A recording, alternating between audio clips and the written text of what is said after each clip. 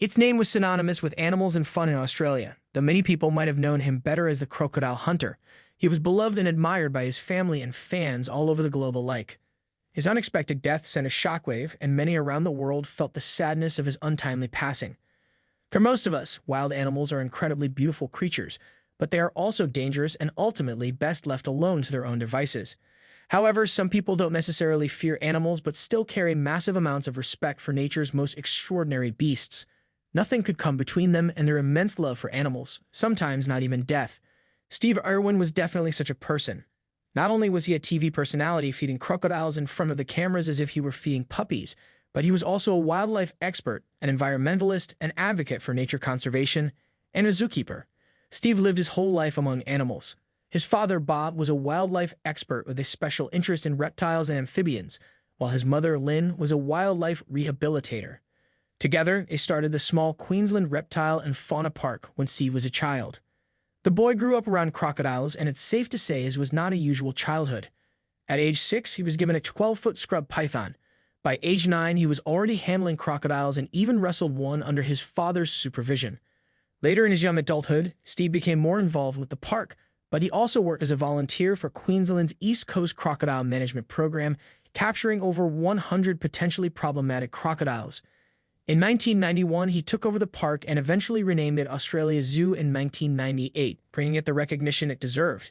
September 4, 2006 was just another normal day for the TV personality and wildlife expert. Steve was 44 years old and already had 10 years of experience in television with the smash hit series Asterisk, the Crocodile Hunter Asterisk, which also gave him his nickname. As always, he couldn't seem to take a break, nor did he want to. He was in love with his work, both on TV and off camera. He was in love with his wife, Terry, and he was in love with his kids, 8-year-old Bindi and 2-year-old Robert. Life was good, and nothing seemed able to change Steve's mind on that. On September 4, Steve and his crew were at Bat Reef, a part of the Great Barrier Reef off Port Douglas, a small Australian coastal town. They were taking part in the production of a documentary called Asterisk Ocean's Deadliest Asterisk. Although Steve felt good and motivated, not everyone on the crew felt the same. His best friend and Asterisk Crocodile Hunter Asterisk producer, John Stainton, couldn't shake the feeling that something was amiss. In fact, 3 weeks before filming started, John went as far as calling Discovery Channel to ask them to cancel the entire project. However, Discovery had already spent a lot of money on it. John had to come to terms with the documentary moving forward, but he still underwent medical tests and prepared a will in case something went wrong. For the first time, he couldn't shake the deep fear that he was going to die. A few days before filming started, Steve gave a speech to his crew thanking them for being there and helping him. To any other crew member, it probably felt like a normal thank you speech. But to Stainton, Steve's close friend, the whole thing felt unusual and eerie, almost like a farewell speech. Still, there was nothing he could do. They had to film. Steve Irwin and John Stainton woke up early that Monday. There was work to do, sure, but they wanted to spend some time reflecting together before getting down to business.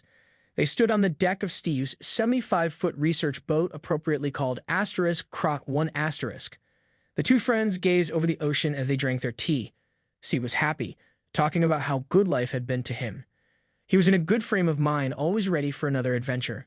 But that was Steve, ever energetic, fun-loving, and charismatic. As the day progressed, the crew realized the waters were too cloudy to film Asterisk Ocean's Deadliest Asterisk. A documentary that couldn't actually show the creatures wouldn't be very interesting. So they decided to wait a few hours, maybe even a day. But Steve Irwin wasn't one to sit idle and wait for things to happen. He made things happen. Steve saw the delay as an opportunity to film some footage for his daughter Bindy's upcoming wildlife show on the Discovery Kids channel. It was going to be called Asterisk Bindi the Jungle Girl Asterisk, with his 8-year-old daughter as the presenter. The channel hoped Bindy could step into her father's shoes and educate children all over the world about nature and its creatures. Steve thought this was a brilliant idea.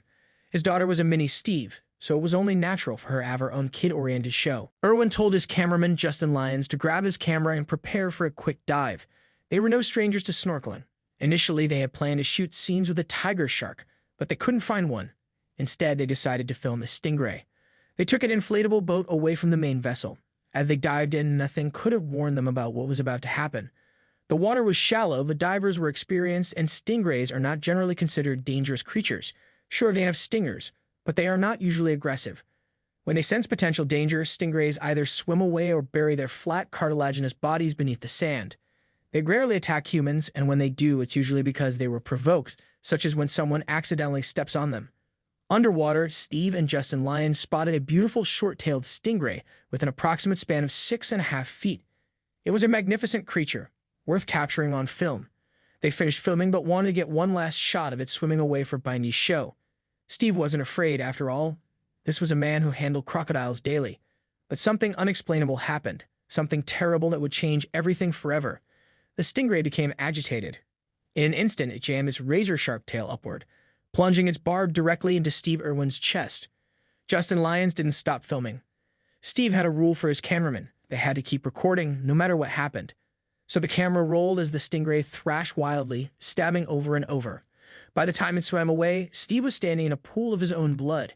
In the days following the accident, reports claimed that Steve had pulled the barb out of his chest, but his cameraman, who had been there recording everything, later said that wasn't true. The jagged barb had gone through Steve's chest like a knife through hot butter. Steve knew he was in trouble. He stood up from the chest-deep water, gasping, "It punctured my lung." But the truth was far worse. Justin could see a 2-inch-wide wound over Steve's heart, with blood and fluid pouring out. The crew rushed him back onto the inflatable boat and sped toward the main vessel. Justin, terrified and desperate to help his friend, directed the others to put pressure on the wound. He pleaded with Steve to hold on for his kids. But Steve, calm even in his final moments, looked at his friend and simply said, "I'm dying," before losing consciousness. CPR was performed, but it was too late. The paramedics who arrived later only needed 10 seconds to determine Steve was gone. Even if they had managed to get him to a hospital, he wouldn't have survived. The damage to his heart was too severe. The footage of his death has never been released to the public and likely never will be. Steve Irwin died doing what he loved most, interacting with an animal. His wife, Terry, and their kids, Bindy and Robert, were in Tasmania when they received the devastating news. When they returned home to Australia's zoo, they were met with media, but also with flowers and condolences from people mourning Steve worldwide. Terry never remarried. To her, Steve was her soulmate. Instead, she and their children dedicated themselves to continuing his life's work. Both Bindy and Robert are now zookeepers and conservationists, striving to make their dad proud every day. The world will always remember Steve Irwin, not just as a funny, goofy showman, but as a passionate conservationist who used his unique methods to educate and inspire millions about the wonders of wildlife.